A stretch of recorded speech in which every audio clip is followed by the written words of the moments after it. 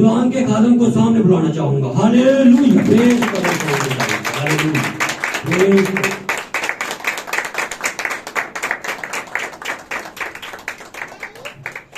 बहुत शुक्रिया, खुदा को बरकत दे प्यारे भाई साहब, उस सारी खिदमत के लिए जो आपने यहाँ पर खुदा के मज़बा के ऊपर खुदा के नाम, उसके जलाल, उसकी इज्जत के लिए सरंजाम दी है। और हम सब एज ए बिलीवर होने के नाते इस बात पर कामिल ईमान रखते हैं कि जब हम खुदावंद की वर्शिप के पोर्शन में से गुजरते हैं, उस हिस्सा में से गुजरते हैं जो खुदावंद ने अपने लोगों के लिए रखा है, बेटों और बेटियों के लिए, और उस हिस्से को हम दिल से अपने मन से सरंजाम देते हैं, वर्शिप करते हैं, तो खुदावंद उस वर्शिप पर ध्यान लगाता है। आमीन। और उसके इर्द गिर्द का जो माहौल है, एटमॉस्फेयर है, उसको खुदावंद उनके हक में करता है। और फिर क्या होता है कि वो अपनी बात करने के लिए तैयार हो जाता है। खुदावंद अपनी बात करने के लिए उठता है और आपको समझाने की कोशिश करता है। हालेलुया। और जो उसके बच्चे हैं, उसके बिलीवर्स हैं, उसके ईमानदार हैं, उनको वो बातें समझ भी आना शुरू हो जाती है। Hallelujah, hallelujah, God bless you. आए मेरे अजीजों, हम देर के बगैर खुदावंद के कलाम अक़दस की तरफ बढ़ते हैं। और मैं कहता चलूं इससे पहले कि हम खुदावंद के कलाम की तरफ बढ़े, आज की सुबह के अंदर मेरी तरफ से तमाम सुनने वालों को खुदावंद यीशु मसीह के फतहमंद और जलाली नाम में सलाम कबूल हो। और खुदावंद मेरे अजीजों आप सबको बरकत बख्शे। आए मेरे अजीजों, हम देर के बगैर वक्त की आवाज की तरफ बढ़ते हैं। वक्त की आवाज का मतलब है the voice of our age, हमारे जमाने का कलाम, हमारे जमाने की आवाज। हालेलुया। और उसको पढ़ते हैं, सुनते हैं और उसमें से अपने हिस्से का जो रेवलेशन है उसको हासिल करते हैं। हालेलुया।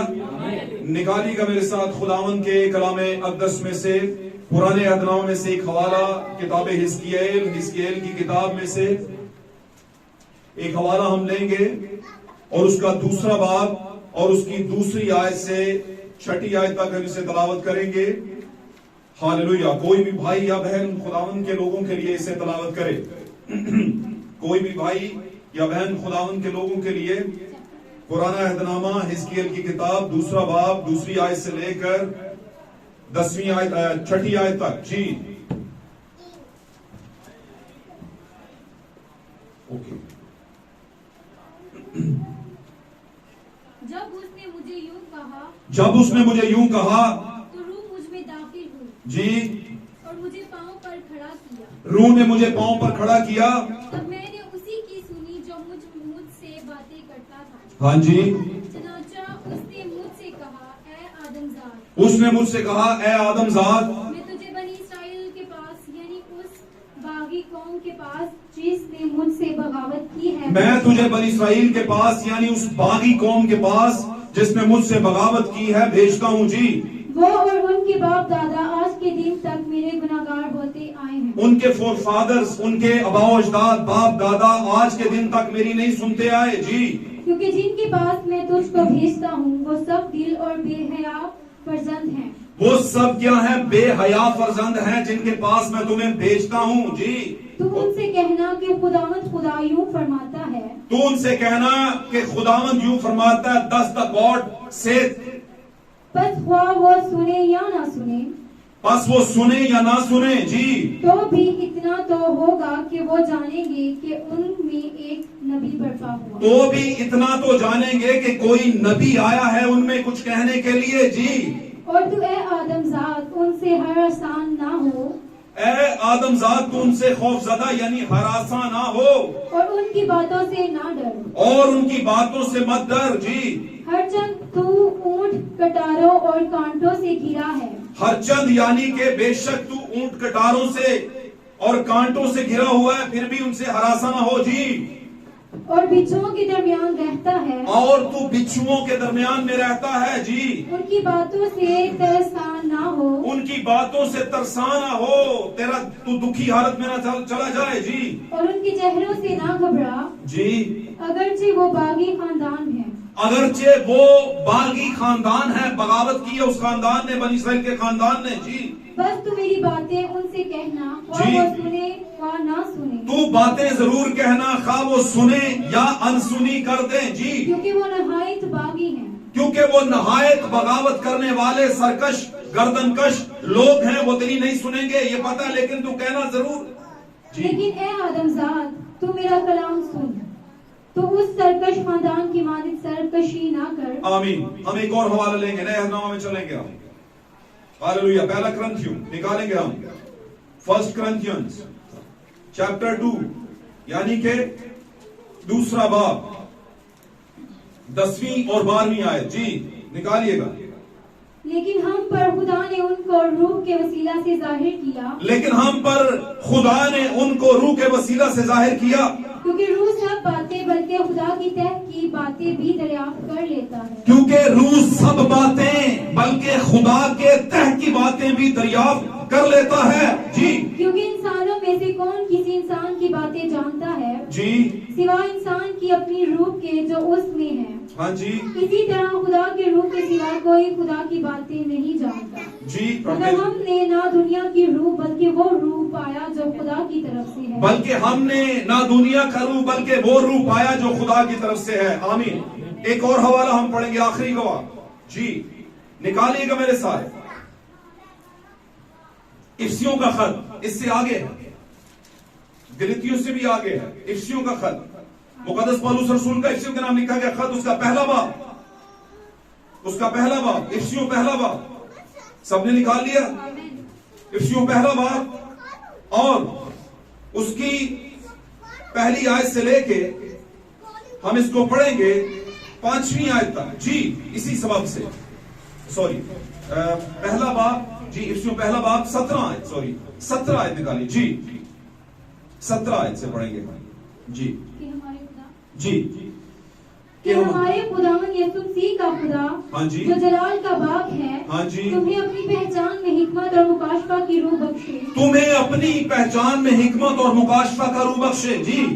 और तुम्हारी दिल की आंखें रोशन हो जाएं, और तुम्हारे दिल की आंखें रोशन हो जाएं, ताकि तुमको मालूम हो कि उसके बुलाने से कैसी कुछ उम्मीद है। हाँ जी, ताकि तुम्हें मालूम हो कि उसके बुलाने से, उसके कॉल करने से कैसी बड़ी उम्मीद है। जी। और उसकी मिरास की जलाल की दौलत मुकद्दसों में कैसी कुछ है। जी। और हम ईमान लाने वालों के लिए उसकी बड़ी कुदरत क्या ही बेहद है। आमीन। खुदा के कलाम का पढ़ा जाना, सुना जाना हम सबों के लिए बायस बरकत हो और हम सब के लिए बायस नसीहत हो। और आज इस कलाम के बायस मेरे अजीजों, अगर किसी पर भी किसी भी तरह की मुश्किल का साया है, कोई भी वबा है, बला है, यीशु मसीह के नाम से, उसके वादे के मुताबिक उसने कहा था वो अपने कलाम को नाजिल करता और लोगों को शिफा होती है। वो आज आपकी जिंदगी से दूर हो जाए। तशरीफ रखिए, खुदा आपके साथ हो। Praise lord. Hallelujah, hallelujah, hallelujah. चंद बातें, थोड़ा सा वक्त जो खुदावन ने आज हम सबको दिया है, उसको हम खुदावन की नजर करेंगे। Hallelujah, hallelujah. क्या आप जानते हैं एक दिन में 24 घंटे होते हैं? एक दिन में कितने घंटे होते हैं? 24 घंटे होते हैं। और इसी तौर पर अगर देखा जाए तो एक हफ्ते के अंदर 7 दिन होते हैं। आमीन। अब 24 घंटों को 7 दिनों पर कन्वर्ट करें तो कई घंटे बन जाते हैं। और इन सारे ही घंटों के अंदर हम देखें तो हम खुदावंत को कितना वक्त देते हैं? ना होने के बराबर देते हैं। हालेलुया। मैं समझता हूं कि इस जमाना के अंदर पाक कलाम में लिखा है, जैसे जैसे यीशु मसीह की आमद मजीद करीब तर होती जाए, उसके मुंह की बातें, उसके मुंह के कौल और उसके मुंह की पेशन गोइयां जो कि उसने कही थी कि आखिर जमाना में यूं होगा, यूं होगा, यूं होगा, वो सारी जब पूरी होती हुई देखते हो तो उसने कहा जमा होने से गुरेज ना करो, बाज ना हो। जमा होने से बाज ना हो, इसका मतलब है कोई ऐसी चीज है जो आपको बाज रखती है जमा होने से। और आज हम देखते हैं मसीहत में, मसीहों के अंदर यानी क्रिश्चियनिटी के अंदर जो ट्रू बिलीवर्स क्रिश्चियंस हैं, उनको भी एक ऐसी स्पिरिट है जो बाज रखती है, रोक के रखती है। वो कहती है कि चर्च जाने से बाज आ, जमा होने से बाज आ, वर्शिप करने से बाज आ, है ना, नेकी करने से बाज आ, इज्जत करने से बाज आ, रिस्पेक्ट करने से बाज आ, एहतराम करने से बाज आ। ये ऐसी स्पिरिट है जो स्पिरिट ऑफ डीमन है, जो स्पिरिट ऑफ डेविल है, जो स्पिरिट ऑफ ल्यूमिनिटी है। आमीन। ल्यूमिनिटी कहते हैं एक ऐसा सितारा था जो खुदा के हजूर में बगावत कर बैठा। आमीन। ल्यूमिनर यानी कि एनलाइटिंग जिसको हम कहते हैं रोशन। और खुदावंद ने कहा था रोशन, सुबह के रोशन सितारे देख के तू क्यों कर जमीन पर गिर पड़ा। खुदावंद ने कहा है सुबह के रोशन सितारे तू क्यों कर जमीन पर गिर पड़ा। ऐ कौमों को पस्त करने वाले तू क्यों कर गिर पड़ा जमीन पर, क्यों पटक दिया गया। क्यों मैंने तुझे गंदगी की तरह जमीन पर फेंक दिया? क्यों? क्योंकि उसे लगा कि मुझसे ज्यादा रोशन कोई और है ही नहीं। मुझे एक बात बताएं, पाक कलाम कहता है मैं ही रोशनी का मौजूद हूं, मैंने रोशनी को इन्वेंशन किया, उसकी इजाद मैंने किया, मैंने रोशनी को बनाया। तो अगर किसी ने रोशनी को बनाया है तो रोशनी का बाप ठहरा। आमीन। वो रोशनी का बाप है, और आप जानते हैं यहोवा पाक खुदा कुल कायनात का बाप है। हालेलुया। उसने उसको बनाया, और वो उसी की, जब उसको फेंका गया तो उसमें एक स्पिरिट है जो खुदा के लोगों को खुदा के साथ जमा होने से बाज रखती है। उसने कहा जैसे जैसे वक्त आए जमा होने से बाज मत आना। हालेलुया। हम देखते हैं कि हम आज उस दौर के अंदर हैं कि हमें ये अलाम और वाकयात और हालात दिखाई दे रहे हैं, ऐसे निशानात दिखाई दे रहे हैं कि बस यीशु मसीह की आमद अब बिल्कुल सर पर खड़ी है, और हम फिर भी हम जमा होने से जमा नहीं होते, जमा होने से बाज रहते हैं, हालांकि हमें जमा होने से बाज नहीं रहना चाहिए। Hallelujah, hallelujah. तो हमने देखना है, इससे पहले कि हम आगे बढ़े मैं आज का आपको टॉपिक बता दूं, और बहुत अच्छा है अगर आप इस टॉपिक को, इस फल को खा गए और फिर डाइजेस्ट भी कर गए, हजम भी कर गए। तो बहुत प्यारा टॉपिक है, मुझे बड़ा पसंद है। टॉपिक है the true understanding by the true spirit of God. सच्ची पहचान, सही पहचान खुदा के सही रूह के जरिए से आती है। हालेलुया। हमने तीन गवाह पढ़े हैं, पाक कलाम में 3 विटनेसेस लिए हैं, 3 गवाहियां ली। हालेलुया। और पाक कलाम में हिजकिय्याह जो खुदा का नबी है, खुदा उसे रोया में बताता है। आमीन। और खुदा उसे रोया में बता रहा है कि आदमजाद तू एक कौम की तरफ जा जो कि बनी इस्राइल है, जो कि कहने को मेरे ही हैं, जिनको आगाज ही से मैंने चुन लिया। आमीन। बुला लिया, निकाल लिया, और फिर एक रास्ते से लेकर निकला हूं मैं उन्हें, और उनको एक मुल्क दिया। लेकिन वो ऐसी कौम है कि जब उन्हें प्रॉस्पेरिटी मिलती है, जब उन्हें खुशहाली मिलती है, जब उन्हें हर तरह की चीजें मैसर आती हैं जो कि मैं ही उनको देता हूं, तो वो क्या हो जाते हैं, वो खुदावंद की मोहब्बत में कमजोर पड़ जाते हैं और दुनिया की मोहब्बत में ताकतवर हो जाते हैं। कहता वो बागी हैं, वो मेरी बातों को आए बाएं और शाएं कर देते हैं। आमीन। वो कहते हैं देखा जाएगा, जिदों होएगा हिसाब उदो नहीं देख लांगे। हो गई, क्यों नहीं देख लांगे? क्योंकि गुनाहगार की आंख खुदा को देख तो वे कैसे लांगे? खुदा तो देखे बगैर ही, कभी कभी देखे बगैर ही खुदा शक्ल देखना गवारा नहीं करता, और वहीं से सजा दे देता। तो खुदा को अंदर उड़ा के सारे वेद पता है कि ये कितने पानी में, ये कितना अच्छा है, कितना नहीं अच्छा। आमीन। उसने कहा ऐ आदमजाद तू उस कौम के पास जाना, लेकिन याद रख वो एक बेहया कौम है। और किसके मुतालिक कहा? बनी इस्राइल के मुतालिक, अपने लोगों के मुतालिक कहा कि वो बेहया का मतलब क्या है? जरा बताएं मुझे, सरीहन लफ्जों में बताएं, बेहया का मतलब क्या है? बताइए। बेशर्म, जिसको शर्म ना हो, जिसको किसी अपने उस मामले में, यानी कि जिसको बाप की शर्म ना हो, जिसको हस्बैंड की शर्म ना हो, जिसको भाई की शर्म ना हो, जिसको अपनी उम्र की शर्म ना हो, जिसको अपनी उम्र का लिहाज ना हो, जिसे कलाम की शर्म ना हो, जिसे वक्त की शर्म ना हो। बात समझ रहे हैं? उसको कहते हैं शर्म के बगैर बेशर्म। आमीन। और याद रखिए, कभी कभी मैं अक्सर कहा करता हूं कि ये जो अकल और शर्म है, ये एज और उम्र से नहीं आती, ये खुदा की दिया हुआ एक वरदान होता है। आमीन। याद रखें, जिन शर्म वही करते हैं जो सच्चे फॉलोअर वही होते हैं, सही फॉलोअर, सच्चे फॉलोअर, सच्चे पैरोकार वही होते हैं जिनको खुदा के कलाम की, उसके हुक्म की शर्म होती है। उसने कहा वो बेहया कौम हो चुकी है, मैं भेजता हूं और मुझे पता है कि वो तेरी सुनेंगे, सुने या ना सुने, चाहे वो सुने या ना सुने, तू जाना जरूर। और याद रखिए, यहां पर आपको एक शायबा नजर आ रहा है नबूवत का। याद रखिए, पुराने अहदनामे के अंदर जो भी आपको वाकयात नजर आ रहे हैं, उनमें से एक मुकाशफा उमड़ कर बाहर आता है, निकल कर बाहर आता है, सामने आता है, प्रोमिनेंट होकर बाहर आता है, यानी कि रेवलेशन बाहर आता है। उस सारे वाकयात को आप अपने ऊपर, अपने जमाने के ऊपर कैसे इंप्लीमेंट करेंगे, कैसे अपने ऊपर उसको समझेंगे कि इस हवाले में से हमारे लिए क्या सबक है। तो भाई आपके लिए सिर्फ सबक नहीं है। एक वक्त था खुदा ने कौम को चुना, आमीन, उस नस्ल को चुना, वो नस्ल गुलामी में गई, 400 साल की गुलामी के बाद निकाला, लेकर सफर कराया, आमीन, और फिर लेकर के जो मकसद था एक मौदा वादे का मुल्क वहां पर लेकर गया, जमीन कनान के अंदर, आमीन, वादा पूरा किया। इसी तौर पर इस सारे वाकयात में सेशन 2 के अंदर खुदा ने गैर कौमों की तरफ मुकद्दस पौलुस के जरिए से रजू किया। मुकद्दस पौलुस को ठहराया कि वो निकले गैर कौमों की तरफ और वहां से अपने लिए कलीसिया लेकर आए, अपने सगे लेकर आए। वो जो सच्चे परस्तार हैं उनमें उनका बदन जो है वो काउंट नहीं हो रहा, उनका रूह जो सच्चे दिल से उसे कबूल कर लेंगे, आमीन। और फिर पौलुस को मिनिस्ट्री दी और पौलुस गया और गैर कौम में से यीशु मसीह के लिए ब्राइड लेकर आया और खुदा के लोग लेकर आए। खुदा के सच्चे लोग उसमें ढूंढे।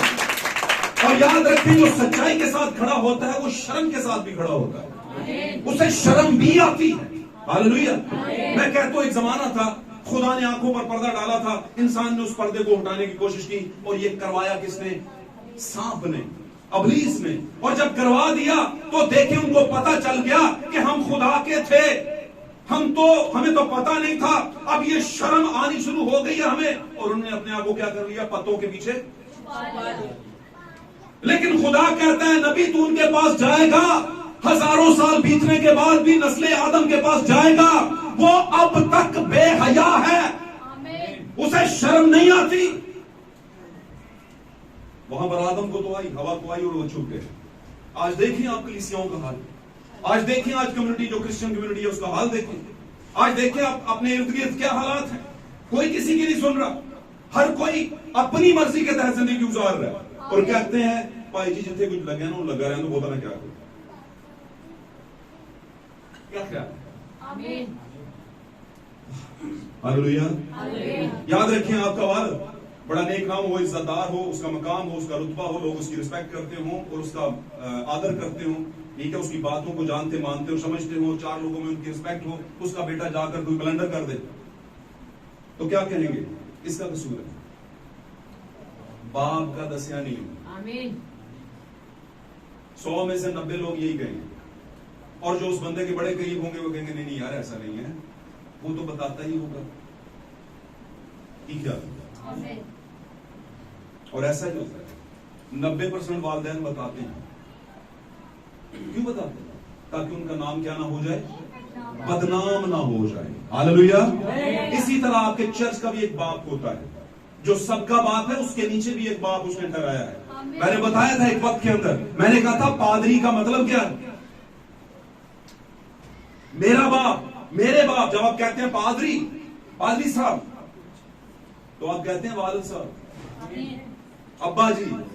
वो अलग बात है कि आज लोगों ने पादरी साहब की शक्ल और उसकी अहमियत और उसको इतना गंदा कर दिया है कि लोग पादरियों पर यकीन करना छोड़ते जा रहे हैं। वो एक अलग बात है, उस पर बात नहीं कर रहा, लेकिन इसका मतलब ये भी नहीं कि पादरी ही गलत है, पादरी लफ्ज ही गलत है। नहीं, इसकी तो बड़ी शान है, अगर कुछ समझे तो। आमीन। और खुदावन ने कहा आदमजाद जा वहां पर, और यहां पर मैंने आपको आज का टॉपिक जो बताया था, true understanding of the word of God by the true जो है वो ट्रू स्पिरिट ऑफ गॉड।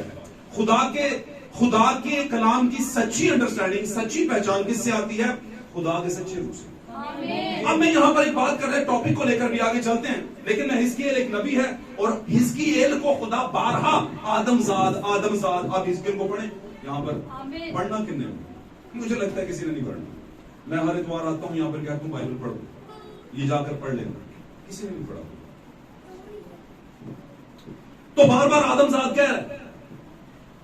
आमीन। और आदमजाद क्यों कह रहा है? क्योंकि आदमजाद का मीनिंग जो है वो प्रॉफिट है। आदमजाद को जो लिया गया है, जिस बात के अंदर लिया गया है, खुदा ने जिस तनाजुर में उसे आदमजाद का है, उसको बोला है नबी। यीशु मसीह ने भी अपने आप को आदमजाद बोला, आदमजाद का वर्जन चेंज करके। कैसे? इब्ने आदम। आदम का बेटा। और आदमजात का क्या मतलब है? आदम का बेटा, आदम से जना हुआ, इंसान से, आदमी से पैदा शुदा। और यीशु मसीह ने कहा आदमजात, आदम इब्ने आदम, खोए हुओं को ढूंढने और क्या देने आया है, यानी आदमजात आया है। इसका मतलब है यीशु मसीह भी परफेक्ट प्रॉफिट थे, कामिल नबी भी थे, उनमें कामिल नबूवत थी। Hallelujah, hallelujah. और वहां पर हिजकिय्याह को खुदा कह रहा है, ए आदमजात तू जाना वहां पर, हालेलुया, और तू उनसे कहना, और मुझे यकीन है कि वो बड़े सख्त हैं, वो बेहया हैं, वो बेशर्म हैं, उनको समझ नहीं आएगी, लेकिन फिर भी तू कहना, चाहे वो सुने या ना सुने। और मैं जानता हूं तू बिच्छुओं में रहता है, तू ऊंट कटारों में रहता है, तू सख्त लोगों में रहता है, मैं जानता हूं, लेकिन तू कहना, चाहे वो सुने या ना सुने। इससे ये तो होगा कि उनको ये पता होगा कि हमारे दरमियान में एक नबी बर्पा हो चुका हुआ है, हमारे दरमियान में वक्त की नबूवत आ चुकी हुई है, हम नबूवत के साथ खड़े हो जाएंगे। कोई ऐसा है जो आकर हमें खुदा की वो बात बताता है जो नबी ही बता सकता है। हालेलुया। और मेरे अजीजों, जैसा कि मैं कहा करता हूं कि कोई भी कौम, कलीसिया, कबीला, नेशन नबी के बगैर यतीम होगी। और मैं आपको एक और बात बताता हूं, खुदा कभी किसी पादरी से, खुदा कभी किसी डिनोमिनेशन से, खुदा कभी किसी कलीसिया से, चाहे वो जितनी मर्जी नामी ग्रामी, आमीन, जितनी मर्जी वेल्दी हो, पैसे वाली हो, नाम हो, मकाम हो, रुतबा हो, चाहे वो खड़े खड़े बंदों को खरीद ले, चाहे वो खड़े खड़े इलाकों को खरीद ले, चाहे वो खड़े खड़े अपनी पहचान से बहुत कुछ कर ले, उसका कोई रुतबा नहीं है। रुतबा किसके जरिए कलीसिया का बनता है? नबूवत के जरिए से। खुदा कभी ये किसी इंसान से या ग्रुप ऑफ सम पीपल से बात नहीं करता, खुदा अपने नबी से बात करता है और उसे कहता है ये बता दे जाकर, क्या कर, ये बता दे जाकर। और जब बताता है तो फिर जितने लोग उसको कबूल करते हैं, वही बात फिर चर्चिज में, गिरजाघरों में, हैकलों में, इबादत खानों में सुनाई और समझाई जाती है। हालेलुया। याद रखें, पाक कलाम में लिखा है हमारे पास नबूवत का रूह है। खुदा ने अपने लोगों को नबूवत का रूह दिया है। अगर खुदा ने आगाज में अपने लोगों को चुना और उनको नबूवती रूह दिया, तो खुदा जैसे आगाज में होता है वो ही इख्तिताम तक होता है। हालेलुया। खुदा नबूवत के बगैर नहीं चलता। पाक कलाम में लिखा है, किताबे आमूस के अंदर लिखा है, खुदा अब कभी जमीन पर कोई काम नहीं करता जब तक कि अपना भेद अपने नबियों, अपने बंदों पर पहले जाहिर ना कर दे। हालेलुया। और याद रखें, हम जिस सिनेरियो के अंदर चल रहे हैं, दुनिया तबाही के दाने पर, आमीन, पूरे वर्ल्ड की डिस्ट्रक्शन होने वाली, पूरा वर्ल्ड तबाही के दाने पर, आमीन। हम खाबे खरगोश में सोए हुए, हम समझते हैं सुबह 8 बजे जाना है, शाम 4-5 बजे आ जाना है, उसके बाद डबल ड्यूटी, बच्चे पालो, बस यही सब कुछ। ये सब कुछ नहीं है, आमीन, ये सब कुछ नहीं है। क्योंकि एक बात तो कंफर्म है, पैदा यीशु मसीह जब तक अभ्यता नहीं जाती, पैदा लोग होते ही रहेंगे और मरते भी रहेंगे। जब तक पैदा होंगे, मरेंगे, तो बीच का सीगा जिंदगी है। जिंदगी को जिंदा रखने के लिए लोगों ने कमाना तो है, लेकिन कमाने का मतलब कभी ये नहीं है तो कि खुदा की सच्चाई को और अपने वक्त को जो आने वाला है उसे भूल जाएंगे। उसे भी याद रखना है, क्योंकि वो वक्त याद रखेंगे तो आप ईमान में रहेंगे, फेथ में रहेंगे, बिलीफ में रहेंगे। आमीन। मैं आपको बताता चलूं, पाक कलाम में लिखा है, यहां पर कहा गया कि फिर खुदा के रूह ने मुझे उठाया और समझाया, खुदा के रूह ने बताया और मैंने उसकी सुनी, और उसने क्या बताया कि ये कर। खुदा का रूह ही डायरेक्ट करता है। ध्यान दे, इधर ध्यान दे, उधर नहीं दे, किधर कहीं अपना पेपर हल करें। क्या करें? ये दूसरा में कि अपने टाइम जाया ना करें, आगे क्या होगा। क्योंकि आज का हमारा टॉपिक ये है कि अंडरस्टैंडिंग हासिल करने के लिए, सही अंडरस्टैंडिंग हासिल करने, सही स्टडी लेने के लिए, सही समझने के लिए कलीसिया को आज किसकी जरूरत है? सही रूह की। भाई हर कोई दावा करता है कि मेरे पास सही रूह है, हर कोई कहता है मेरे पास ट्रू अंडरस्टैंडिंग है, कलाम की सही अंडरस्टैंडिंग है, हर कोई दावा करता। फिर मुझे बताइए, खुदा यीशु मसीह के दौर के अंदर जब यीशु मसीह बनफ्से नफीस जमीन पर चल फिर रहे थे, 30 साल का नौजवान,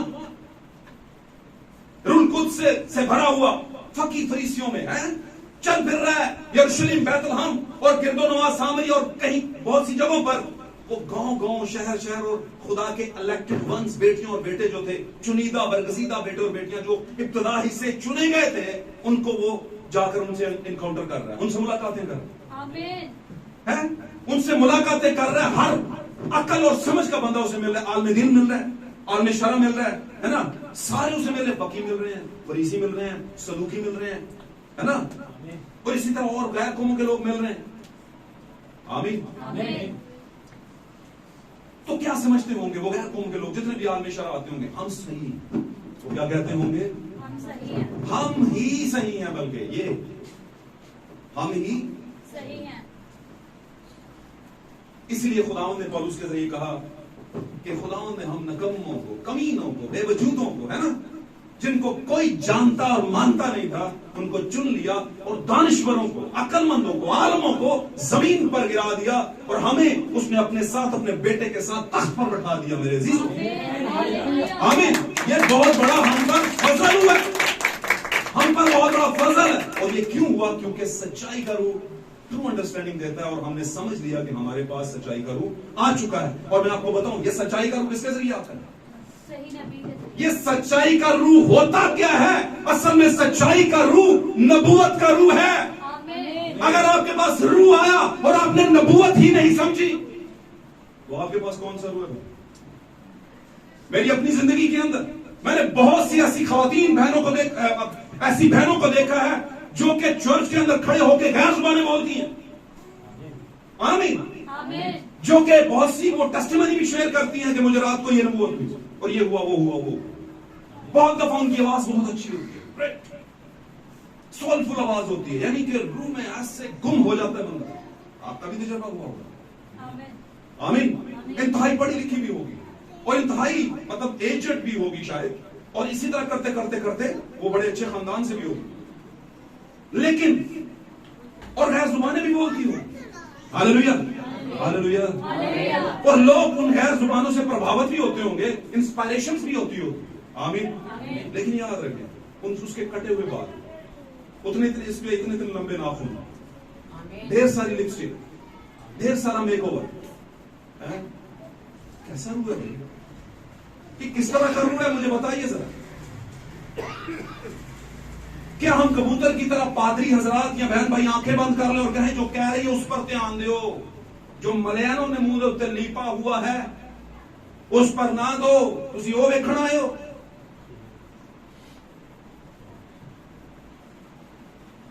तो खुदावंद ने क्या कहा था? लोग तुम्हारे कामों को देखकर खुदावंद के नाम का क्या करें?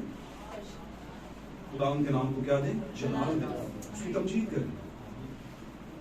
हम कहते हैं नहीं, अंदर से हम ठीक है, बाहर से जैसे मर्जी नहीं। आपका बाहर ही बता रहा है कि आपके अंदर क्या है। सच्ची बात 100% अगर कहें 120% तो यही सच है। आपका बाहर बैरून बता रहा है कि आप अंदरून में कैसे हैं, क्योंकि आपकी जो बातें रूहानी हैं उनसे ज्यादा आवाज ऊंची में वो आवाजें आ रही हैं जो कि गैर रूहानी आपकी जिंदगी से। आपके कॉल और फेल में तजाद पाया जाता है। आप जो बोल रहे हैं वो आप हैं नहीं। आमीन। तो मेरे अजीजों, जब तक सही रूह नहीं है, आप सही रूह के जरिए असर नहीं है। आमीन। और सही रूह का असर क्या है? सही रूह क्या करता है? दुरुस्तगी पैदा करता है। सही रूह दुरुस्तगी का रूह है। वो आपको पर इल्जाम लगाएगा और बताएगा बेटा ये सही कर ले, बेटी ये सही कर ले, बेटा ये सही कर ले। आमीन। और दुरुस्तगी का रूह हमेशा बोलेगा। खुदा ने नबी यसाया को कहा, यिर्मयाह को भी कहा, कलाम अक़दस में कई हजार साल पहले बात कर दी, यीशु के आने से पहले। उसने कहा गला फाड़ और चला और मेरी कौम पर, मेरे लोगों पर उसके गुनाह को क्या करते? रिवील कर दे, जाहिर कर, चिल्ला कर बोल। इसका मतलब नहीं चत्ते पैरी चलाना है, नहीं नहीं नहीं, खास बात पर जो मानी नहीं जा रही उस पर चला और बता कि मुझे इसका कितना असर है। और याद रखें, जो नबी होते हैं वो गयूर होते हैं, एज लाइक गॉड, जैसे खुदा गयूर होता है, उसे कौम की गैरत होती है। हालेलुया। वो नबी गयूर होते हैं। नबी को डायरेक्ट खुदा का जो है वो मुकाशफा मिला होता है, डायरेक्ट फ्रेश ली होती है उसने। आमीन। खुदा की रेवलेशन को, उसकी बेदारी को लिया होता है, इसलिए वो लेफ्ट राइट नहीं हो सकता, वो सच बोलता है और इस सच्चाई के बायस वो अपना गला कटवा लेता है, इस सच्चाई के बायस वो उल्टा लटकाया जाता है, उसकी उल्टी खाल खींची जा सकती है। आमीन। उस जमाने की ताकतें, उस जमाने के हाल में दीन उसको काट और फाड़ सकते हैं, उसको चीर फाड़ सकते हैं, और ऐसा हुआ है। बाइबल मुकद्दस की हिस्ट्री भरी पड़ी है। आमीन। तो अगर आप कहते हैं कि हम मसीही भी हैं और साथ में वो सब कुछ भी हैं जो दुनिया करती है, तो सॉरी टू से आप मसीही नहीं है, आप झूठे मसीही हैं, आप मेक बिलीवर हैं, आप बहरूपिया मसीही हैं। आमीन। आप कहने को मसीही हैं, आप देखने को मसीही हैं, आप किताबों में लिखे हुए और बेफाम में लिखे हुए मसीही हैं अपने नाम के आगे। यस मसीह है ना, जो नाम के आगे लिखते हैं जी, हाँ जी, हाँ जी। मजहब के खाने में क्या लिखो जी? मसीह, ईसाई, यही होता है ना। कहां तक है? पेपर वर्क तक आप मसीही, रोजरी तक मसीही, सलाम मरियम तक मसीही, मेले तक मसीही है, समझ रहे हैं?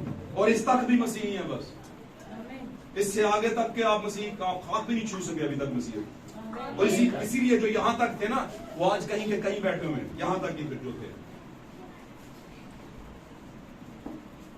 आमीन। तो आप मसीही हैं, खुदा को क्यों बदनाम कर रहे हैं? आपके पास सच्चा रेवलेशन होना चाहिए, सच्चा रूह होना चाहिए। सच्चा रूह आपको सच्चाई की बात ही बताएगा। पाक कलाम में लिखा, यीशु मसीह ने कहा, जब सच्चाई का रूह आएगा,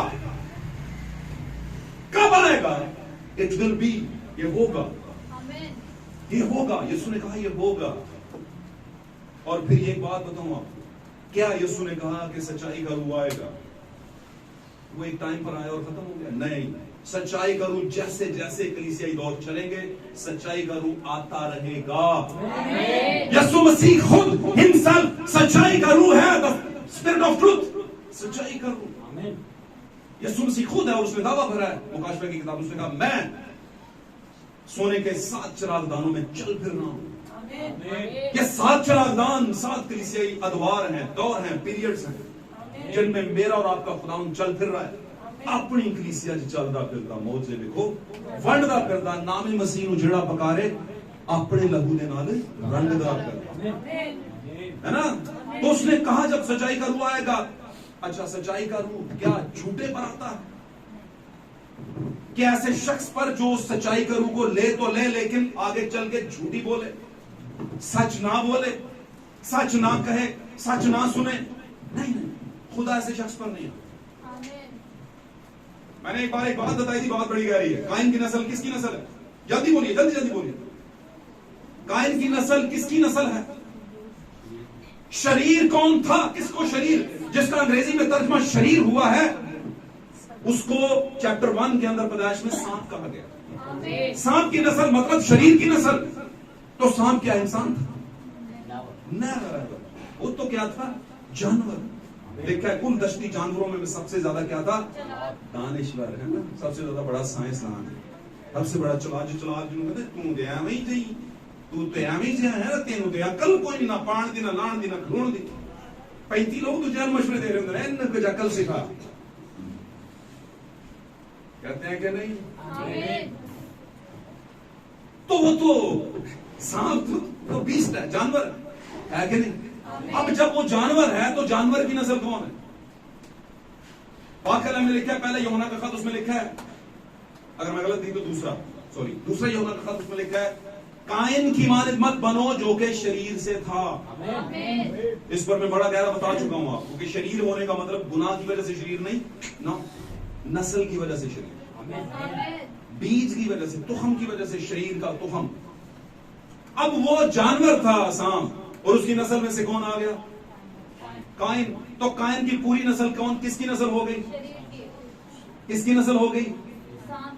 सांप कौन था? तो फिर किसकी, उसकी नस्ल क्या, कौन? काइन की नस्ल किसकी नस्ल हो गई? जानवर की। तो खुदा का रूह जानवरों पे नहीं है। हालेलुया। खुदा का रूह जानवरों पर नहीं आता, खुदा का रूह जानवरों के अंदर नहीं आता, जगह नहीं पाता। हालेलुया। खुदा का रूह जानवरों के अंदर जगह नहीं पाता। और आज भी कुछ इसी दुनिया के अंदर काइन की नस्ल के जानवर हैं, जो कहने के को तो आदम ही की नस्ल है, कहने को, यानी कहने को तो वो खुदा के ही क्रिश्चियंस हैं, ईसाई हैं, मसीही हैं। कहने को तो वो मेथोडिस्ट, प्रेस्बिटेरियन है ना, Baptist, Philadelphia Pentecostal, United Pentecostal, Catholics और इसी तरह हजार तरह की और जो नामी ग्रामी, कहने को तो वो भी ईसाई होते हैं, मसीही होते हैं, क्रिश्चियंस होते हैं। हालेलुया। लेकिन अगर उन पर सच्चाई का रू नहीं है और उनमें सच्चाई का रू नहीं है, तो फिर वो किसकी नस्ल है? बताइए मुझे। और क्यों नहीं है? वजह क्या है? क्यों नहीं है उनमें सच्चाई का रू? क्या हम खुदा से बड़े टीचर हैं? खुदा से बड़ा हमारे पास मुकाशवा नहीं? खुदा मुकाशवात का देने वाला, उसको पता है कौन क्या है। हिजकिय्याह को कहता है जाना, कलाम करना, लेकिन वो तेरी नहीं सुनेंगे, ये मुझे पता है। सुने या ना सुने, तू कहना जरूर, क्योंकि वो बेहया नस्ल है। आमीन। हालेलुया। हालेलुया। तो सच्चाई का रू जब आता है तो फिर सच्ची अंडरस्टैंडिंग आती है, पहचान आती है। यहां पर लिखा है हिजकिय्याह में रू आया और यीशु हिजकिय्याह को खुदा ने क्या दी? डायरेक्शन दी कि इस रू के जरिए उसे पहचान हुई कि क्या होगा क्या नहीं होगा। आमीन। लेकिन इतना जाने के वो नबी है, आज का इसराइल, आज की नया इसराइल, नया यरूशलेम कौन है? मैं और आप में मेरे सीसो। और आज भी एक नबूवत आ चुकी है, आज भी एक नबी आ चुका हुआ है, आज भी सच्चाई का रू आ चुका हुआ है। आज भी लोग उसे रद्द करेंगे, क्योंकि लोग, कलीसियाएं बेहया हो चुकी हैं। वो समझ ही नहीं रही इन बातों को, वो जान ही नहीं रही। वो कहते हैं कि 5 साल की सेमिनरी हो, बस दैट्स इट। वो कहते हैं कि मेरे बाद मेरा बेटा पादरी, दैट्स इट। वो कहते हैं हमारे 5-4 ब्रांचेस हो, दैट्स इट। अरे नहीं, ये नहीं है। खुदा यीशु मसीह को कुछ चीजें दिखाई उसके शागिर्दों ने, क्योंकि रूह उतरा नहीं था, और रूह के बगैर बातें फिर ऐसी होती है। रूह उन पर अभी नहीं उतरा था और यीशु के साथ चल रहे हैं। यीशु को कहते हैं हैकल देख, इसकी इमारतें देख, कितनी खूबसूरत है। वो कहता है मैं तुम्हें कहता हूं कि इस हैकल के, इस इमारत के जो तुम मुझे दिखा रहे हो, पत्थर पर पत्थर बाकी नहीं रहेगा। तुम्हारी सौंदर्यों का एक कांटा भी नहीं रहेगा, एक पत्ता भी नहीं रहेगा। ये सारा डिनोमिनेशन सिस्टम जो तुमने बना रखा है नबूवत से खाली, जिसमें नबूवत है ही नहीं, आपके जमाने की नबूवत ही नहीं, और आप नबूवत को एक्सेप्ट ही नहीं कर रहे, ढह जाएगा, गिर जाएगा। और याद रखें, नबी बयान करता है, हमारे जमाने की नबूवत लेकर आने, उन्होंने बयान किया कि एक जमाना था जब कायम की नस्ल ने क्या बनाया? एक बुर्ज बनाया। नीरू बादशाह की ज़ेरे सरपरस्ती उस कौम ने क्या बना दिया? बुर्ज बना दिया। और पीछे मकसद क्या था? ताकि हमारा जमीन पर क्या हो जाए? नाम हो जाए। आज मुझे कोई कलीसिया बताया जो कहती है हमारा नाम ना हो। नामी ग्रामी सो कॉल्ड कलीसियाएं, कैथलिक कहते हैं असि सारे दे पापा हो, कहते हैं कि नहीं, ओके। उसके बाद आ जाएं तो ऑर्थोडॉक्स वाले, जिनके बारे में आप बहुत कम जानते हैं, ऑर्थोडॉक्स ये भी इब्तदाई थी, वो कहते हैं सबके पापा हम हैं, हमसे बड़ा कोई और नहीं।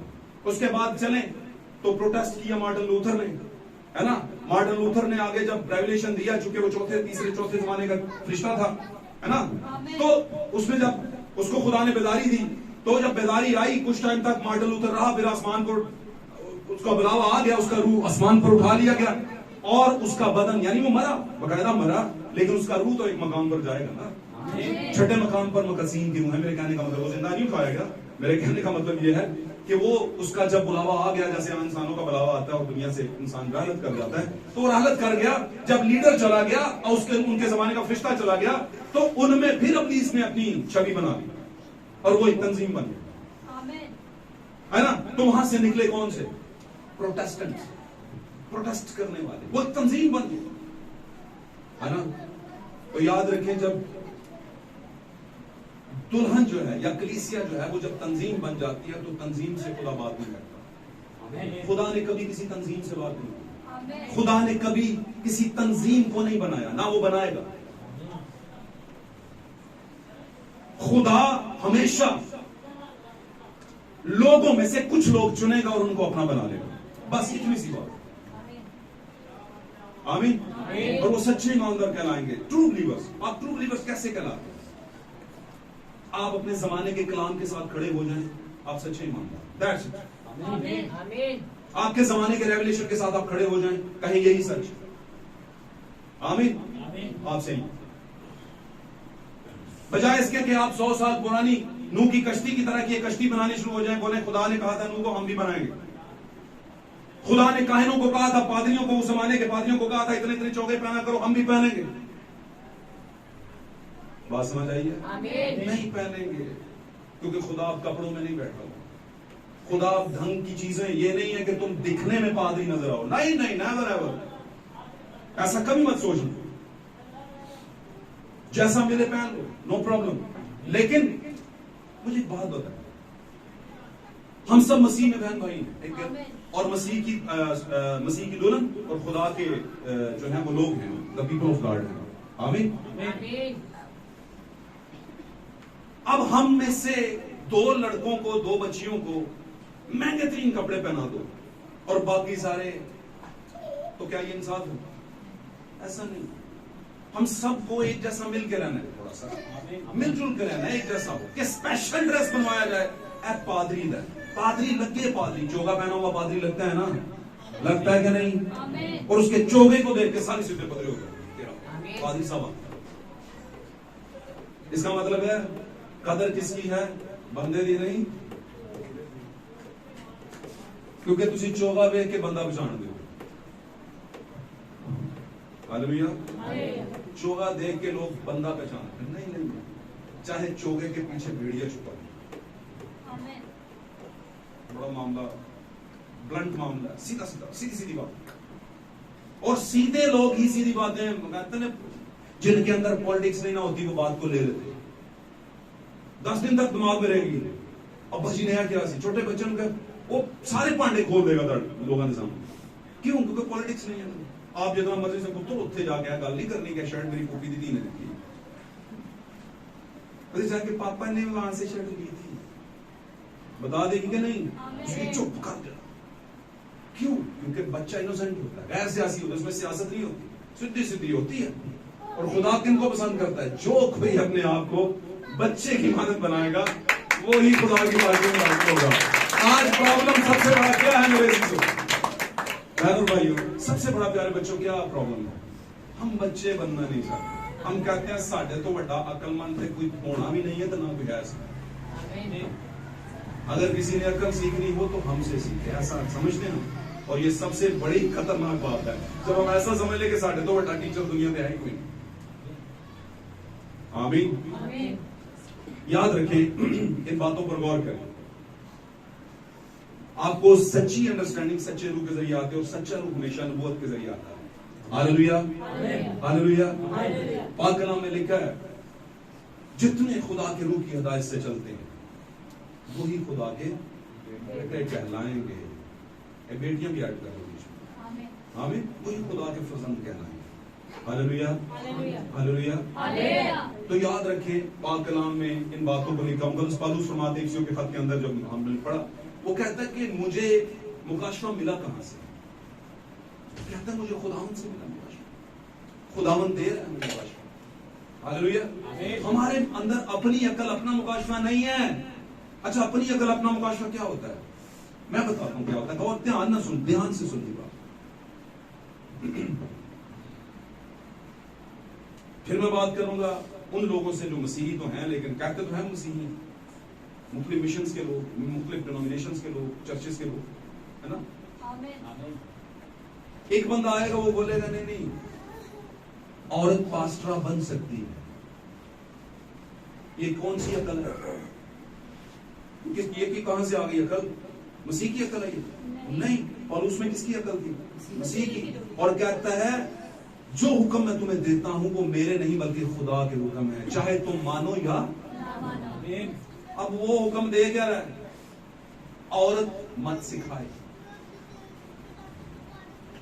समझ आ रही गल थी? औरत ना सिखाए बल्कि चुपचाप क्या करे? सीखे। इस पर लोगों के बड़े नजरियात हैं, लेकिन मैं एक ही नजरिए को मानता हूं जो नबूवत का नजरिया है। जो नबी कहता है वो सबसे सच होता है। जो आपके वक्त की नबूवत होती है वही सच होती है। आमीन। अब अपनी अकल की सेमिनरियों वाले कहते हैं नहीं नहीं नहीं नहीं, औरत भी कलाम सुना सकती है। तो मैं कहता हूं कलाम क्या है? नबी बयान करता है कलाम क्या है? बीज है, तुखम है। तो अकल के अंदर अंडरस्टैंडिंग नहीं है तुम्हें, कि ये तुखम का हक किसके पास होता है? मेल के पास।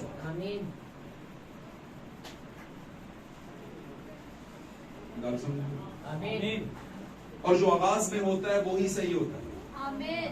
बच्चा जब पैदा होता है तब ही सही होता है। जब बढ़ता बढ़ता बढ़ता बढ़ता दुनिया की हवा लगती है, फिर वो खराब हो जाता है, खराबी में चला जाता है ना? जितना मर्जी समझो, ऐसा है कि नहीं? इसी तरह खुदा ने जो सबसे पहले रूल सेट किए वो सबसे पहले सबसे अच्छे होते हैं। तो यीशु मसीह ने एक रूल सेट किया। उसने कहा आसमान की बादशाही इस तरह है कि कोई बीज बोने वाला बीज बोने निकली नहीं निकली लिखा नहीं निकली। मेरा ख्याल है, मुझे ऐसे लगता है जैसे कुछ लोगों का ख्याल है निकली भी है, नहीं निकला है। बीज बोने निकला है। ये सुनसी औरत है या मर्द है? चलो बताओ जल्दी से। मेल दूल्हा है ना हमारा, तो बीज किसके पास है? दूल्हे के पास। ये सारा बीज आ किससे है? मेल से। तो वो चाहता है, अब वो आसमानों में है, गो के रूह की हालत में बीच में ही है, लेकिन उसने अपनी जगह पर एक बदन खड़ा किया, वो है आपके बाप का, यानी कि पादरी का बदन। और पादरी के बदन में से बोलता कौन है? खुदा का रूह, यानी खुदा का रूह मसीह है, वो बोलता है। अब जब खुदा का रूह बोलता है तो खुदा का रूह के बोलने का मतलब है उसका कलाम। तो उसका कलाम क्या है? बीज है, तुखम है। और वो कलीसिया यानी औरत के पास जाता है और वो उसको कंसीव कर लेती है। और जब कंसीव कर लेती है तो जिंदगी दुनिया में आने की उम्मीद रखती है। लेकिन एक बात याद रखना, जो सच्चे और सही बीज को कंसीव करती है उससे दर्दे ज़ै भी लगते हैं, बर्थ पेन्स भी लगते हैं। और ये बर्थ पेन किसकी अलामत है? दुनिया उन्हें कोई इतना अच्छा नहीं जानती। दुनिया उन्हें पागलों का ग्रोह जानती है, जुनूनियों का, है ना? घूमे हुए फिरे हुए लोग हैं। ये लोगों के साथ की तरह की नहीं है। ये बड़ी बड़ी कलीसियां जो बेवकूफ हैं उनको इतने इतने बकूए बताते हैं, एविडेंस देते हैं कि ये दुनिया की सारी कलीसियां तुसी होना सारे ना होते अकलमंद। तो मैं कहता हूं यीशु मसीह अकेला था और लाखों लाख बनी इस्राइल थे, अकलमंद कौन था? बताइए। यीशु मसीह। आज भी दुनिया कहती है कि यीशु मसीह ही अकलमंद है। तो मेरे अजीजों, इससे फर्क नहीं पड़ता कि आप कितने, इससे फर्क नहीं पड़ता। फर्क इससे पड़ता है कि आप में जो रूह आया है वो कौन सा है। हालेलुया। मुझे बताएं, जंगल में कितने राजा होते हैं? कौन होता है? शेर का वजन कितना होता है? नहीं। अच्छा चल, हाथी का वजन कितना होता है? मैं तो समझ में कई टन वजन यार उसका। तो क्रेन से उसे पता नहीं 19-20 करते होंगे उसके साथ। अच्छा, तो सबसे विशाल सबसे बड़ा जो जानवर है, ठीक है, वो जंगल का तो शेर है। सबसे बड़ी डिनोमिनेशन, सबसे बड़ी वर्ल्ड चर्चेस काउंसिल है वो, पूरी जितने पैं कर देना ना, हाँ करके वो तो सारे दे तोते उड़ जाने। लेकिन एक और भी है जो दिखने में बहुत नॉर्मल है, बात समझ रहे हैं ना? उसका हाथी जितना वेट है। हाथी शायद उसके ऊपर ऐसे पांव रखे तो उसकी चीखें निकल जाए। किसकी? शेर की। तो शेर ना तो उसको वो इतना, मैं समझता हूँ कि बड़ा खूबसूरत होता है शेर। कई दिन भूखा रहता, शिकार ही नहीं होता। समझ रहे ना? इन सारे वाकयात के बावजूद भी जंगल का बादशाह शेर क्यों है? हाथी क्यों है? क्योंकि कहीं पर किसी ने सॉफ्टवेयर सेट किया हुआ है। उसने पहले से लिख दिया है कि जंगल में एक ही राजा होगा और वो शेर ही होगा। Hallelujah, hallelujah. और एक और बात बताऊं, हाथी जितनी मर्जी आवाजें निकाले, जितना मर्जी रोप डाले, जितना मर्जी जो मर्जी करे, जितने मर्जी चक्कर लगाए, है ना, जब शेर दौड़ेगा ना तो हिरनियों के हमल कहते हैं गिर जाते हैं। इतना खौफ होता है लोगों को, मैं शेर दौड़ा है भाई। बात समझे हैं? तो आप कौन है? एंटर मैसेज क्या है? शेर की सवारी है। ड्राइव करने निकले आप, लेकिन इसको ढीला नहीं छोड़ना, क्योंकि इसको अगर ढीला छोड़ा तो ये अदालत करेगा। आमीन, आमीन। तो मैं ये बताने की कोशिश कर रहा हूं कि जंगल का राजा जब शेर है तो शेर को बड़ी ट्रबल्स का सामना होता है। शेर का प्रॉब्लम ये है कि वो खुद शिकार करता है। आमीन। कई दिन अपनी किछार में भूखा बेचारा रहता है, लेकिन वो शेर है। उसके पास ये रिवार्ड है। इसी तरह आज एंड टाइम मैसेज दिखने में, उठने में, बैठने में इतने लोकेटेड नहीं लगते, इतने अट्रैक्टिव नहीं लगते, है ना। इनकी बच्चियां बड़ी सीधी सादी सी लगती हैं शायद, क्योंकि इनको बताया जाता है कि पुत्र ए जो है ना चर्च है, रैंप वॉक की जगह नहीं है कि आप रैंप वॉक करने नहीं है। उधर से आती आती आती है ना, मर्द भी आए हैं जनाब, अद्दी पची पटियां पटाकियां पैंटा है, फेडेड, वो क्या कहते हो आप, स्पाइक्स वाले वो बाल, है ना। कुछ ने वहां पे पूरा करके यहां से एक लाइन खींची होती है, अंदर से इधर को करके खींच देते हैं। कितने जा रहे हैं? चर्च जा रहे हैं। क्या ख्याल है? 35-40 कड़े, 5-6 ये कुछ इधर लगवाया हुआ है, कुछ इधर लगवाया है, कुछ ने यहां पे भी लगवा लिया हुआ है, सत्यानाश किया हुआ है बॉडी का। हिसाब नहीं देना आप लोगों ने।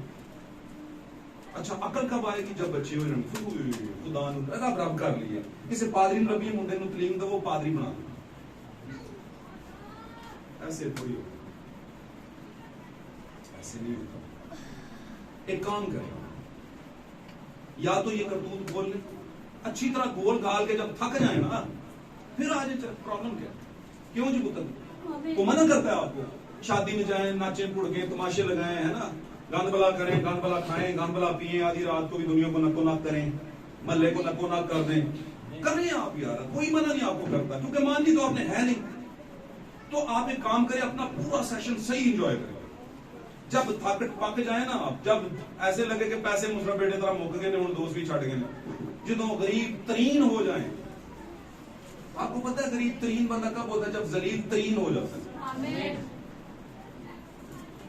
जब अपनी करतूतों के बाद सब कुछ लुटा देता, प्लाट बेच गया, उन्होंने दे छड़िया, है जुए चढ़ा देता, उथे 2 कश ला ले, उथे 2 घुट ला ले, उथे बड़ी बोतल ले आंदी, और तो दिल दे बड़े बादशाह कहते ना, दिल दे बड़े नहीं भाई यार, दिल के बादशाह नहीं है, दिल के बड़े घटिया हैं। अगर सीधे लफ्जों में बताऊंगा, दिल के इंतहाई घटिया तरीन है आप। और अभी भी मौका है, खुदा करूं बता रहे हैं आपको, आप सही हो जाए, वरना तो भाई आपके लिए, आपकी नस्लों की, आपकी अपने आपके घराने की कोई मुंह नहीं करेगा। आपको तो पता ही नहीं शायद कि आपकी वजह से आपके किसी बच्चे का रिश्ता नहीं हो रहा। आप किस ख्वाब में घूम रहे हैं भाई? कौन सी शाने बना के घूम रहे हैं आप? बताइए आप मुझे। मैं कहता हूं नौजवानों, आप ये करतूत बोल रहे हो, आपकी वजह से आपकी बहन की शादी नहीं होगी। देखो तो भरा दुनिया का जमाने का छठा फूकिया होते सी बच्ची अपनी बच्चा दे के उसका हर गांजी लोग नहीं। लेकिन हमें क्या है, हमें अपने से क्या, आमीन। बातों को समझें। मुझे पता है ये बातें जख्म के ऊपर लग रही है, लेकिन ये जख्म भी आपने खुद ही लगाया ना, अब ठीक से करने में क्या क्या है, समझ जाए, आपके लिए बेहतरी है। हम तो क्या करें? वैसे आज मैंने कुछ ज्यादा क्या है, मैंने इतना मैं कहता नहीं हूं, वैसे इशारों में समझाता हूं, लेकिन इशारों का जमाना अब क्या है, निकल गया। कितना समझ है ना, इससे आपके और मेरे बाप की बदनामी हो सकती है। लोग क्या सकते हैं क्रिश्चियन है, आमीन। तो सच्चाई का रूप जब आता है तो आपको ब्लंट सच्चाई बताता है। ब्लंट मतलब दो टोक, सीधी सीधी बात। कलाम में कह, सच को सच कह, ना को ना कह, हाँ को हाँ कह। जब तक तू मसबा पर है, कलाम पर है, जब तक ईमानदार है, बिलीवर बेटी है, बिलीवर बेटा, सच बोलना, सच बोलना। तो मैं बता रहा था ये किस तरह का रूह है कि बेटी गैर जुबानें बोल रही है, लोगों पे हाथ रख के दुआएं कर रही है, मिनिस्ट्रीज कर रही है, पास्टर है वो किसी चर्च की, इंग्लैंड में देखे, यूके में देखे, आज मीडिया सोशल मीडिया मैंने बहुत सी ख्वातीन देखी हैं जो चल फिर रही है, ऐसा लग रहा है जैसे कोई मॉडल चल फिर रही है। आमीन। और वो कलाम सुना रही है, और क्या क्या ऑब्जर्व कर रहे हैं लोग उस बच्ची से, बहन से क्या ऑब्जर्वेशन हो रही है, क्या उससे सबक ले रहे हैं, या उससे क्या उन पर असर होता जा रहा है। तो बहन जी आपकी वजह से वो गुनाह में डूब रहे हैं, उनका दिमाग खराब हो रहा है आपकी वजह से। इसलिए control yourself, control yourself, control करो अपने आप को। ये जगह जो है ये खुदा के रूह में नया बनने की है, सही होने के लिए। यहां पर लोग पाक होने आते हैं, बजाय इसके कि वो पाक हो, किसी की वजह से नापाक हो जाए। आमीन। हम हैं तो आफ्टर ऑल इंसान ही ना, तो खुदा तो नहीं लगे हुए, इंसान ही है ना। तो इंसान के बदन को किसी भी जरिया से कलीसिया के अंदर या चर्च के अंदर सबसे बड़ा मोहरा जो होता है, जिनको गिराने के लिए प्लीज कोशिश करता है, वो आम लोग नहीं होते, कलीसिया के लोगों को गिराना चाहता है, ताकि खुदा का क्या करे, प्लान क्या हो जाए, खराब हो जाए। आमीन। तो आपको ये बात मैं इसलिए बता रहा हूं कि सच्चा रूह जब आता है तो वो सच्ची बात करता है। उसे पता है, कलाम में लिखा है, औरत मिनिस्ट्री नहीं कर सकती, औरत निगहबान नहीं हो सकती। अगर कोई निगहबान का ओहदा चाहे तो एक बीवी का शोहर हो, और औरत नहीं हो सकती। आमीन। औरत की मिनिस्ट्री मैं बताऊंगा आपके बाइबल मुकद्दस में किधर है, इसका हाथ पढ़िए। जो उसने मिनिस्ट्री नहीं, मतलब उसकी खिदमत क्या है, सर्विसेज क्या है। खिदमत सर्विस को कहते हैं, निगहबानी किसको कहते हैं, पास्टरशिप को, मिनिस्टर्स को। निगहबान होना, मिनिस्टर्स वॉचमैन, और वॉचमैन होता है, वॉच वूमैन नहीं होती। जो रात के अंधेरों में वॉचमैन ही करता है वो औरत नहीं होती। और हमारा जमाना गंभीर तरीन तारीकी के दौर का, गुनाह के दौर का, गुनाह के अंधेरे का दौर का जमाना है, जिसमें सच्चे सच्ची रूह के जेरे असर जो वॉचमैन है वो होने चाहिए, और वो मैन होने चाहिए, वो मैन नहीं होनी चाहिए। बात समझ रहे? तो मैंने बताया, लोग सभी कहते हैं हमारे पास सच्चा रूह हो तो आपको सच्ची अंडरस्टैंडिंग हो पाता है, और सच्ची अंडरस्टैंडिंग सेमिनरी नहीं देती। सेमिनरी तो वही देगी जो आपका सबसे बड़ा पादरी कर रहा है, वही बताएगा, और हर बंदा अलग अलग बताएगा। इसलिए अकीदों से निकले, रस्मों से निकले, रवायतों से निकले, है ना। जो सच्ची रवायतें कलाम में है उनकी बात नहीं कर रहा, कलाम की, वो तो कलाम है, लेकिन जो दुनियावी रवायतें बन चुकी हैं उनसे निकले और अपने जमाने के कलाम के साथ खड़े हो, सच के साथ खड़े हो। फिर दुनिया चाहे कुछ भी कहे, आप सच के साथ खड़े हो। और एक और बात आपको बता दूं, हमारे जमाने के नबी कहते हैं, अगर आपको लगे कि आप जिस प्लेटफॉर्म से सीख रहे हैं, खा रहे हैं, पी रहे हैं, अगर वो कीड़ों वाली गज़ा है, अगर वो, उनके कहने का मतलब है कि अगर वो कलाम से कंट्रारी है, कलाम से मुतजाद है, कलाम से इनहराफ कर रही है, कलाम से इनकार कर रही है, सच्चाई से मुनकर है, और वो आपको चर्च में पढ़ाया, सिखाया या बताया जा रहा है, उसी टाइम पर उस चर्च को छोड़ दे, देर ना करें, वो आपको ले डूबेगा चर्च, वो एनवायरमेंट आपको ले डूबेगा। जैसे आपको बताया गया पाक कलाम में, इंसान की किताब के अंदर सुलेमान के जरिए से कहा गया, बुरी सोचते अच्छी आदतों को क्या कर देती हैं। आमीन। और खुदाम भी हमें तरबियत कर रहा है, कई हजार सालों से लोगों को तरबियत कर रहा है रूह के जरिए, और बता रहे हैं कि जनाब बुराई की बातें छोड़े और अच्छाई की बातें सीखें। Hallelujah, hallelujah. तो मुकद्दस पौलुस रसूल इस बारे में बड़ा वाज़ेह बयान करता है। याद रखिए, बाइबल मुकद्दस के जितने सूरमा हैं, जितने हीरोज हैं, जितने बहादुर हैं, है ना, जितने भी जंगजू हैं बाइबल मुकद्दस के, सही वाले, खुदावंद के लड़ने वाले, वो क्यों लड़े, क्यों फतहमंद हुए, क्यों उन्होंने अपनी जान को अजीज नहीं जाना बल्कि कलाम को अजीज जाना? वजह पीछे क्या थी? वजह पीछे क्या थी? वजह पीछे क्या थी? Because they have a true revelation of the God by the true spirit of God. वजह पीछे यह थी कि खुदा का सही मुकाशफा उनके पास था, सही रूह के जरिया से, सच्चे रूह के जरिया से। ये वजह थी। आमीन। इसलिए वो हम नहीं डरे किसी से। उसके जमाने के आलम दीन जो, अब मुझे बताएं, पौलुस रसूल किन में से था? इसराइलियों में से था। पौलुस रसूल खुद पाक कलाम में कहते हैं, मैं बिन्यामीन के कबीले से हूं। आमीन। कहता है, मैं यहूदियों के लिए दुख दर्द रखता हूं, बनी इसराइल के लिए जो मेरे अपने, जिनका मैं खून हूं, लेकिन मुझे खुदावंद ने बुला लिया। मुझे पता चला है कि खुदा पुराने अहदनामे से उसका जलाल निकलकर नए अहदनामे में आ गया। अब नए अहदनामा गैर कौमों से इंटरलिंक करता है, और खुदा ने उसी यहूदी को चुना जो बिन्यामीन के कबीले से था, जो जुल्म डालता था, उसी को चुना, और उसके लिए उसको ड्यूटी दी कि अब तू ही मेरी ब्राइड को लेकर आएगा। आमीन, आमीन, आमीन। याद रखें इस बात में, सच्चा रूह सच्ची डायरेक्शन देता है, और सच्ची जो है वो नबूवत के साथ खड़ा, सच्ची नबूवत लेकर आता है आपके लिए। आमीन। बहुत कुछ है, ये भी टॉपिक था कि सच्चा रूह होना कितना जरूरी है। सच्चा रूह हमें पहचान देता है खुदा की सच्ची बातों की। अब पहचान कैसे आती है? मुझे बताएं, आप रेडी पे जाते हैं, ऊपर से बड़े चमक दमक वाले लश्का कर चमका कर, है ना, धो धा कर बड़ा अच्छा करके सेब रखा होता है, घर जाके काटते हैं, गम से भरा होता है, क्या है? फिर कुछ की डायरेक्शन ही चेंज की होती है। होते क्या है गंदे पर लगते क्या है अच्छे, और डालने का तरीका पादरी साहब को कितना अच्छा होता है ना। पादरी साहब क्या करते हैं, रेडी से फ्रूट उठाते हैं, ऐना दे दो जी, ये जी बहन जी महंगा हो गया, अब चंदा ज्यादा लगे, अब चंदा गल समझ भी आ रही है कि नहीं? लिखते रहिए। अब चंदा ज्यादा लगेगा, ओके ठीक है, नो प्रॉब्लम पर सर। फ्रूट डाला, चमकता हुआ डाला शॉपर में, साथ में कोई अक्लमंद साथ बेटा आया हुआ था जिदी घर च कोई नहीं मानता। उसने कहा अम्मी जी फ्रूट गंदा जो वेख लो विच वो साइड ते ना गलिया होया है, पा दिता है। नहीं नहीं पादरी साहब ठीक देते ने फ्रूट, नहीं नहीं वो वेख लो इत्थों आण के डंडी मार गए जो पादरी साहब, पैसे तुसां पूरे दिते ने ते उत्थों पादरी साहब ने क्या मार दी है डंडी, तो उन्हें मारनी सी, कोई बेचना तो उन्हें है ना, चमक लगा के। और रात भी चूंकि ठहरी बहन, और बहन के बारे में यह है कि औरत जो है सिर्फ नाजुक है ना। आज नबी बयान करता है, बहनों दिल ना थोड़ा दुखे, खुदा अपनी बेटियों से ही कह रहा है, उसकी हो चुकी है उनकी बात नहीं। नबी बयान करता है आज दुनिया में जितने भी कब्रिस्तान भरे हुए हैं सिर्फ एक औरत की गलती से भरे, औरत ने गलत किया और दुनिया में मौत आ गई। गुनाह ना होता मौत ना आती। कहते हैं अगर आपने समझना है कि आपके जमाने की कलीसियाएं कैसी हैं, तो अपने जमाने की औरतों की तरफ देख लो एक बार। अगर वो सही है ना, सादा है, अच्छी है, सादा का मतलब बेवकूफ नहीं होता, सादा का मतलब बोले सादा का मतलब बेवकूफ है। प्यो सादा थे, तहमद बांधते थे, शलवार कमीज कुर्ता, तरीजा वाला फलाना टमकाना है, कणका वड्डण वाले सीधा सीधा बात करते हैं। लोगों के घरों के काम करने वाले भी थे कुछ लोग, है ना, टोकरा मजदूरी, खेती बाड़ी, सादे थे ना।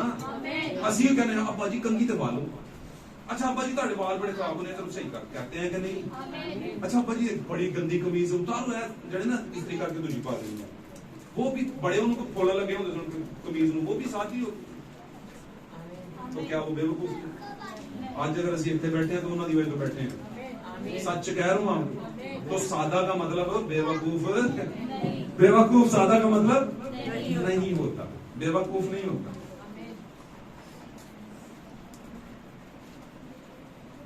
सादा का मतलब वो बंदा है जो अपने आप को सेल्फ प्रोमिनेंट ना करे, अपने आप को प्रोमिनेंट ना करे, बल्कि खुदा को प्रोमिनेंट करे। खुद घट जाए और खुदा बढ़ जाए, उसको कहते हैं। और ऐसे लोगों को खुदा ज्यादा पसंद करता है। तो सादा का मतलब बेवकूफ नहीं, इसका मतलब ये नहीं कि आप कपड़े ना पहनो अच्छे, जो जहां तक ले सकते हो जेब इजाजत देती है लो, आपको किसने मना किया? अच्छे कपड़े पहनो जो आपकी पर्सनालिटी को सूट करते हो, है ना, जो आपके घर में मुसीबत ना लेकर आए। मतलब कर्जा चुके हुए तो फिर लो अच्छे कपड़े, मैं वो नहीं कह रहा, नहीं, वो काम करें जो सही है, ओके। जो लोगों के लिए जंप लेकर ना आए, लोगों के लिए प्रॉब्लम लेकर ना आए, वो काम करें। आप किसने मना किया? आप खाएं, अच्छे खाने खाएं, अच्छे होटलों में जाएं, मैकडोनल्ड खाएं, पिज्जा खाएं, ये वो सारा कुछ करें आप, ओके। तो मैं कह रहा था कि पादरी साहब ने सेब क्या डाल दिया बीच में 19-20 वाली, अब उसने कीमत पूरी ले ली और बच्चे को अकल दी, और मां ने कहा चुप कर, तेन अकल कोई नहीं। पादरी ने भी कहा ताड़ा बच्चा जड़ा ना किसी भैड़े की बहनी बैठा है, एक किसी ने मैसेज वाले की बहनी बह गया, कितनी जाता ताड़ा बच्चा चंगी बहनी है, किसी ऐसा दोस्त तो कोई फ्रूट खा रहे हो, सब कह के नहीं कहते यही फ्रूट इसी रेडी से लेके जाते ना, हुण तुसी कीड़े कड्डण लग पे हो। ए बच्चे दा प्रॉब्लम है, किसी बहनी बैठा है, ये बड़ा ध्यान रखता है नशा। तो भाई पादरी साहब आप सही कह रहे हैं, वाकई बैणी बैठा है, लेकिन ताड़े वाले की बैणी नहीं बैठा जेडे कीड़े वाले खा रहे हैं, सोने के मर्दबान वाले की बैणी बैठा है, ये उनमें से खा रहे हैं, ये खुद भी वही खाता है और दूसरों को भी वही खिलाता है, ये उनकी बैणी बैठा है ना, ये उनकी सोबत में बैठा हुआ है। आमीन। क्योंकि बुरी सोबतें अच्छी आदतों को अगर बिगाड़ सकती हैं, तो अच्छी आदतें भी बुरी सोबतों को सही कर सकती हैं। अगर कोई बुरा आ जाए अच्छों में और खुदा का जोर चल रहा हो तो वो ठीक भी हो जाता है, ऐसा नहीं है कि हो नहीं सकता, लेकिन इसके लिए आपको पूरी तैयारी के साथ कच्चे पुन्ने होकर नहीं जाना कितने मतलब कहो मैनू कोई नहीं कुछ बता, अपना आप ठीक होना चाहिए भाई। लोग कहते हैं अपना आप कहते हैं कि नहीं, वो कहते हैं कि नहीं, बोलो। लोग कहते हैं भाई जी अपना आप ठीक होना चाहिए, दुनिया तो सारी खराब है, ठीक है, ते अपना आप ठीक भी तो होवे, कहते ही हो खाली अपना आप इस लेवल तक ठीक हो तो जितनी मर्जी तूफान अंधेरियां कुछ नहीं होगा हमें। यहाँ पे तो गिरती हुई दीवार को एक धक्का और बोलिया भी करो। और चाहिए। गिरती हुई दीवार चाहिए नहीं, वो नाम बरकत दे। ये एक स्लोगन था, गिरती हुई दीवार को एक टका और दो। पहले उन्हें ताजा ताजा छड़िया ते बंदा कह रहा भाई जी तुसी तो मेरे खल नहीं पींदे, नहीं ना पींदे, तुसी नहीं पींदे तो ना लियो भाई। जो उन्हें होनी छड़ी है तो कोल कोल कर रहे हैं तो उन्हें तो कहना नहीं भाई जी नहीं नहीं नहीं नहीं मैं नहीं पींदा। चलो समझ रहे हैं नहीं समझ रहे? तो जो निकला है बेचारा उसे निकला रहने दो, उसको फिर खींच कर लाते हो वहां पे। वो तो बेचारा फिर इंसान है, गिरती हुई दीवार है, धक्का लगा रहे वो गिर जाएगा। आमीन। इन बातों को ना आप सिर्फ फन में नहीं लेना, मेरी बातें फन नहीं होती, इन बातों के अंदर कुछ छुपा होता है। तो वो गंदा फल माँ को समझ नहीं आ रहा, कलीसिया को समझ नहीं आ रहा, मदर चर्च को समझ नहीं आ रहा, लेकिन उसमें से एक खुदा का बीज है जो उस खानदान में पड़ा हुआ है, उसको समझ आ रहा है। उसने कहा मामा ये बीज मैंने नहीं खाना, ये मैंने फल नहीं खाना, ये गंदा है, इसने डाला है। अगर तो मामा ने कहा कि खोलो शाबाश, पादरी साहब बच्चे की सोनी लिया वाला, पादरी ने जाना नहीं नहीं गुस्ताख बच्चा ये कहां किस तालीम में बैठ गया, ये तो आप तो बिलीव करती है। वो कहती है नहीं कि बच्चा जो कह ही रहा है सोनी लगो ना। खोला तो देखा कि 100 में से 90% सेब आपके क्या थे, गंद से भरे हुए थे, गले भरे थे, क्योंकि उनका वो वाला मुंह दिखाई नहीं गया, क्योंकि उनको लगी हुई थी तनख्वाह की कि हमें तनख्वाह पूरी कलीसिया दे। आमीन। लेकिन फॉर योर काइंड इंफॉर्मेशन मैं आपको बताऊं, एंड टाइम मैसेज में ये रिकॉर्ड है, खुदा ने कायम किया है, रिकॉर्ड के अंदर है ये बात।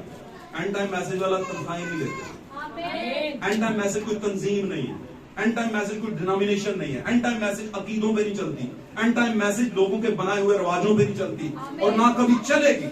वो एक ही चीज पर कायम है, दायम है और रहेगी। वो खुदा का word of God, true word of God, true spirit of God, खुदा के सच्चे कलाम के साथ खड़ी है, चाहे उन्होंने सूखे बिस्कुट खाने पैन, को पुरानियां रोटियां खानियां पैन, गुर्बत का हैंड गुजारना पे। आमीन। कभी कभी हो जाती है ईमानदारों की आजमाइश, जो सच के साथ खड़े रहना। और ये वो सच है जो आखिरी वक्त में उन लोगों पर अदालत करेगा जिन्होंने इसको सुना तो था लेकिन माना नहीं। बच्चा बता रहा था कि कीड़ों माली का, लेकिन सुना नहीं है उन्होंने कहा नहीं तेरे प्यो दादे की मिशन है, उन्होंने कहा तेरे बाप दादा की मिशन है भाई। तो खुदा के अंदर बाप दादा तो तुसी की कर दे रहे हो, करतूत खोल दे रहे हो, तुसी मुनहरफ रहे हो मेरे कमा को, गल्ला नहीं मान दे रहे बाप दादा तो, है ना। वो समझे सही रेवलेशन किससे आता है, सही समझ सही अंडरस्टैंडिंग किससे आती है, सही रूह से। अगर कोई बहन गैर ज़ुबानी बोले, अगर कोई भाई गैर ज़ुबानी बोले और खुदा के कलाम को पूरी तरह ना माने, सच बयान ना करे, तो वो सही रूह नहीं है। वो आपको गलत पहचान की तरफ लेकर जा रहा है, गलत डायरेक्शन की तरफ। यीशु ने कहा था वो अंधे राह दिखाने वाले हैं, उनको क्या कर दो, बोलो, वो अंधे राह दिखाने वाले हैं, उनको क्या कर दो, छोड़ दो। बहुत सी राहें ऐसी हैं जो इंसान को, हाँ जी, लेकिन उसके अंजाम में क्या है, मौत की राहें हैं। अपने जमाने की रेवलेशन के साथ खड़े रहें, अपने जमाने की नबूवत के साथ खड़े रहें और अपने जमाने की सच्चाई के साथ खड़े रहें। हमारे जमाने की सच्चाई 7वें जमाने की सच्चाई है और ये उकाबी मन है, उकाबी कलाम है, उकाबी बीज है जो आपको दिया जा रहा है कलीसिया के अंदर। और कलीसिया जब इस बीज को ले लेती है, कंसीव कर लेती है, तो वो फिर दुल्हन हो जाती है। आमीन। एक ऐसी बतूला हो जाती है, एक ऐसी इज्जतदार औरत जो काबिल एहतराम है, क्योंकि औलाद होने से पाक कलाम में लिखा है वो इज्जत पाएगी। पाक कलाम में लिखा है औरत औलाद होने से क्या पाएगी, वो औलाद क्या है, औलाद का मतलब क्या है, औलाद का दूसरा मतलब है जिंदगी। एक जिंदगी जो पहले किसी और में थी वो ट्रांसफर हुई और आगे आई। आमीन। तो आज अगर दुल्हन के पास जिंदगी है, बीज कहां से आया, यीशु मसीह का बीज है, दूल्हा का बीज खुदा का कलाम है, उसका बीज उसका कलाम है। जब वो दुल्हन के पास आया तो दुल्हन ने उसको कंसीव किया और जिंदगी बनी और प्रेग्नेंट हुई, तो उसके बाद जिंदगी अब दुनिया में आने वाली है। और वो कौन सी जिंदगी है, वो जो कलाम के जरिए मुजस्सम हुई, अब बदन में आने वाली है अपनी दुल्हन को ले जाने के लिए। आमीन। आमीन। तो मेरे अजीजों, हमें सच्चाई के रूप को ऑब्जर्व करना है, कबूल करना है, समझना है, सीखना है और उसके मुताबिक अपनी जिंदगी को ढालना है। और अगर अब तक हम किसी अकीदे, किसी ऐसी रोशनी जो कि कहती है रोशनी, पाक कलाम में लिखा है देख जो रोशनी तुझ में है कहीं वो तारीकी तो नहीं। पाक कलाम में क्या लिखा है, ऐ बेटी या बेटे देख जो कलाम, जो रेवलेशन, जो बातें, जो मिशन, जो सेमिनरी की बातें, जिस तरह का तू अब तक स्वभाव सीखता आया है, टीचिंग सीखता आया है, देख वो कहीं तारीकी तो नहीं। अब देखने से पता चलेगा कि जिसको हम चमकती हुई चीज कह रहे हैं वो सोना है ही नहीं। समझ आ रही है? जिस तालीम को हम मान रहे हैं वो तो तालीम सिरे से है ही मुखालिफ मसीह की है। तो फिर उसने कहा देख जो रोशनी तुझ में कहीं तो तारीकी तो नहीं है। तो हमें देखने की जरूरत है। और ये रोशनी की समझ कौन देगा? परख का रूह। परख का रूह कौन है? ट्रू रेवलेशन का रूह, सच्चा रूह, द स्पिरिट ऑफ ट्रूथ। आमीन। सच्चाई का रूह। उसने कहा जब सच्चाई का रूह आएगा तो तुम्हें वो सब बातें बताएगा। आज दुल्हन को सब बातें बताई जा रही है। हालेलुया। और हम खुश नसीब है कि हम अपने जमाने की दुल्हन जो उड़ान भरने को तैयार है, जो कि फ्लाई करने को, जो कि रैप्चर लेने को तैयार है। हालेलुया। खुदा आज के कलाम के बाद आपको, हम सबको अपने पाक कलाम की पूरी बरकत अता करे। God bless you. God bless you. Hallelujah.